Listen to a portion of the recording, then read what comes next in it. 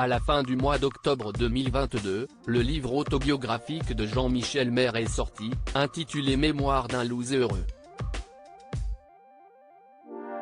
Il s'agit d'un véritable bilan de vie pour le chroniqueur et journaliste de 61 ans qui s'y dévoile comme jamais, listant ses réussites et ses échecs. Si je me retourne sur ces 60 dernières années, je me dis que je serais mal placé de me plaindre tant j'ai eu la chance de vivre.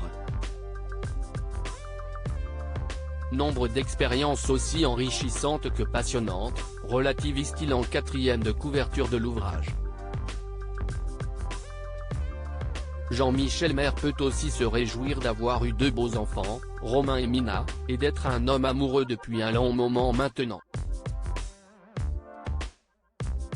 Nous nous sommes rencontrés au travail, il y a une dizaine d'années, confie-t-il lors d'une interview pour Public, parue ce 27 janvier. Et de continuer, elle bossait avec nous.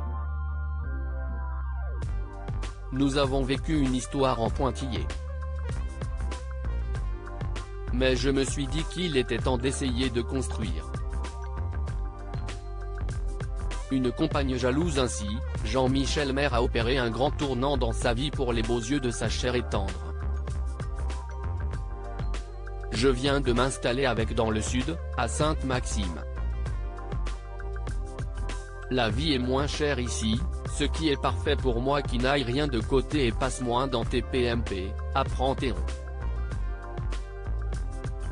L'ancien reporter de guerre a donc rejoint sa chérie qui vivait déjà dans la belle région du Var, lui faisant alors le plus beau des cadeaux.